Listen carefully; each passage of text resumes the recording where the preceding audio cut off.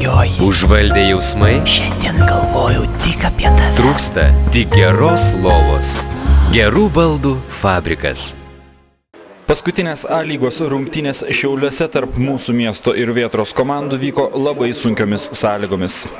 Paprastas žmogus į tokią aikštę drįstų įžengti tik su kaliošais, o futbolininkams teko žaisti. Šiaulių komandoje dėl įvairių priežasčių nežaidė 6 pagrindinės sudėties žaidėjai. Svečiai pirmajame kėlinyje atakavo daugiau. Pirmasis pavojus prie Šiaulių vartų kilo po Egidijaus Juškos tolimo smūgio. Po kampinio Vėtros futbolininko galva smūgiuotas kamuolys pataikė į skersinį. Vėtros futbolininkai kontroliavo žaidimą ir įpusėjus kėliniui įmušė įvartį. Po Denis Malinin perdavimo galvą kamuolį pasiuntė Vėtros kapitonas Dejan Miloševski 0-1.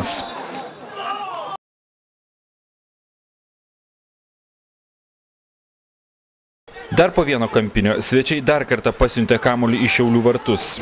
Tačiau teisėjas užfiksavo nuošalę.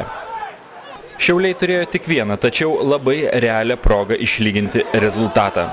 Tačiau Gediminui Timinskui nepavyko išnaudoti progos atsidūrus vienam prieš vartininką. Antrasis kėlinys buvo nepalyginamai įdomesnis, bent jau šiauliečiams. Vėtra atakavo, tačiau Ingus Lukovičius demonstravo puikų žaidimą gindamas savus vartus.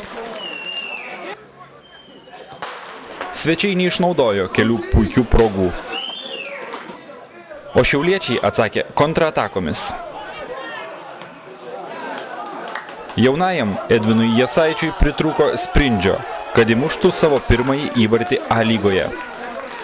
Šio futbolininko įvarčiai dar ateityje. Vis tik netrukus Šiauliai išlygino rezultatą.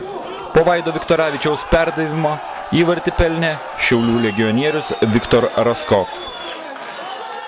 Tiksliai sužaidė Vaidas Viktoravičius ir Viktor Raskov netremiamai smūgiavo kairę koją. Vėtrai, kad užimtų 4. vietą, lygiųjų nepakako. Svečiai metė visas pajėgas į priekį. Dar kartą Ingus Lukovičius komanda išgelbėjo likus vos 5 minutėms iki rungtynių pabaigos. Vėtrai nesisekė. Po kelių minučių kamuolys po gražaus smūgio pataikė į skersinį. O jau kita Šiaulių ataka baigėsi pergalingų įvarčių. Vėl Viktoravičius perdavė kamuolį Raskov ir rezultatyviausias Šiaulių žaidėjas įmušė lemiamą Šiaulių įvartį. Juo pasidžiaugti atbėgo net ir Šiaulių vartininkas. A lygą Šiauliai baigė puikiomis pergalėmis. Surinko 45 taškus, kaip ir Atlantas ir Vilnius. Deja, liko tik 8. Kitais metais bus geriau. Trenerių ir žaidėjų komentarai apie šias rungtynes ir visą A lygos sezoną. Rezultato esu patenkintas, kovingumu patenkintas. Gal žaidimai negalėjom parodyti tokie, kokie mes žaidžiam, tačiau kova buvo nebloga. Šiandien rungtyniavo daugiau jaunesni futbolininkai, kiti negalėjo žaisti dėl traumų. Kaip vertinat jų žaidimą, tų, kurie rečiau žaidžia? Jaunimas, dar jam reikia tobulėti, kad tvirtai žaistų A lygoj. Vienas rungtynės jie gali sužaisti tokias kovingai. Tačiau praeiti visą čempionatą jiems tikrai yra sunku. Pirmoliai, matyt, sakyčiau, kad grubios buvo klaidos gynyboje. Ir matyt, tas įtakojo praleistą tokį netikėtą įvartį išlyginamai. Paskui komanda palindo visi į priekį, stengiasi persverti rezultatą savo naudai, bet dėja nepavyko. Kadangi, matyt, verti pagirimo šiandien Šiaulių komandos ir visa komanda gynėsi labai aktyviai, ir ypatingai gynimo linija ir vartininkas. Aš skaitau, kad vartininkas, matyt, buvo pačios геряusios šio сезона рунтинес. Игра получилась тяжелая. Погодные условия, конечно, помешали нам, может быть, сыграть лучше даже. Но все равно ребята дали очень серьезный бой. Проигрывая по ходу матча 1-0, мы вырвали победу. Очень приятно, приятное чувство переполняет просто. Поздравляю всех ребят с победой, всех зрителей. Спасибо огромное им за поддержку, что в такую холодную погоду пришли поддержать нас. Мы не подвели. Спасибо. Эти эмоции будут послужить хорошему в следующей игре? Конечно, кубок нам нужен не меньше сегодняшней победы, не меньше, поэтому прошу зрителей прийти поддержать нас, и я думаю, за нами дело не постоит. Концовка у нас очень хорошая получилась. Сколько там, 6-7 игр, мы в четвертом круге всех выиграли.